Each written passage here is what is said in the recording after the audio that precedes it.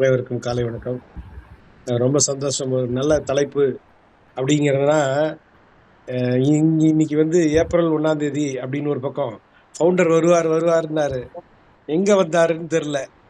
Founder பேரை வச்சுட்டாரு. நம்மள ஏமாளி ஆக்கிட்டாரா, கோமாளி ஆக்கிட்டாரா அப்படின்ட்டு கேள்வி கேட்கிற மாதிரி பண்ணி விட்டாரு. அப்படின்றத தாண்டி எதிர்பார்ப்பு ஏமாற்றத்தை தரும்.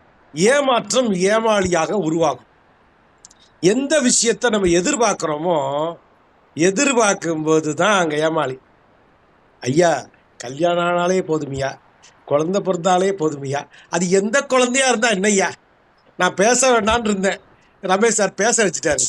அதனால சக்கரை கட்டி 2 சக்கரை கட்டி பிறந்திருக்கு, அதை விட என்ன வேணும். அதனால நம்ம ஏமாளி அப்படிங்கிறதுல ஒரு தன்மையில என்னன்னா, ஏமாளிங்கிறத வந்து அதை நான் ஒரு 27 ரூபா போட்டா 11 பேர் அட்ரஸ் கொடுப்பாங்க. 1,10,10,000 ரூபா வரும்னு சொன்னாங்க. எப்போ நான் வந்து 8வது படிச்சுக்கிட்டு இருந்தேன். ஒரு வந்தது, இந்த அட்ரஸ்க்கெல்லாம் 2 ரூபா அனுப்பு, அந்த அட்ரஸ்க்கு 1 ரூபா அனுப்பு, இந்த அட்ரஸ்க்கு 3 ரூபா அனுப்பு அப்படின்னு சொல்லுவான். 27 ரூபாயை மட்டும் கையில் எடுத்துக்கணும். எடுத்துட்டு ஒரு 7 பேருக்கு அனுப்பிச்சா எனக்கு டெய்லி பேசிஸில் 2 ரூபாயா வந்தது. அதை எடுத்துகிட்டு சும்மா ஜாலியாக படம் போவேன். அதாவது கம்பெனியில் அவங்களோட இன்டென்ஷன் என்னென்னா, பணம் இருக்கிறவன் பணம் இல்லாதவனுக்கும் கொடுக்கணுங்கிற இன்டென்ஷனோட பண்ணியிருப்பாங்க. ஆனால் இவன் கம்பெனி காசை எடுத்துகிட்டு போயிட்டானா என்ன பண்ணுறது, ஏமாந்துருவோமே அப்படின்னு நான் அதில் ஒரு பேக்கெட் ரேடியோ வாங்கினேன் 125 ரூபாய்க்கு. நான் கிட்டத்தட்ட ஒரு 40-50 படம் பார்த்துருப்பேன். நேராக ட்ரெயின் ஏற வேண்டியது, ஈவினிங் தான் காலேஜு, படத்தை பார்த்துட்டு தான் 2:30 மணிக்கு தியேட்டர் போயிடுவேன். நிறையா காசு வந்துருந்துன்னா 10:30 மணிக்கே வந்துடுவேன். 10:30 மணிக்கு ஒரு படம், 2:30 மணிக்கு ஒரு படம், 6 மணிக்கு காலேஜு, 9:30 மணிக்கு இது. அப்படின்னா ஏமாளியும் இல்லை, கோமாளியும் இல்லை. ஒவ்வொரு நாளும் we are getting lot of experience. அதனால் அந்த அனுபவ பாடத்தை நம்ம ஏமாத்துட்டோமோன்னு வருத்துட்டோம்னா நம்ம மனதளவில் தொய்வாயும்.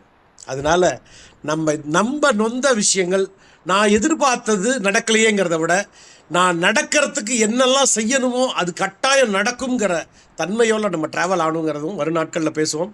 நல்ல தலைப்பு, நம்மளை யோசிக்க வைக்கிற தலைப்பு, மனதளவில் பக்குவப்படுத்துகிற தலைப்பு. இதை நான் அப்படி தான் பார்க்குறேன். நான் கோமாளிலாம் அதில் ஒன்றுமே இல்லை.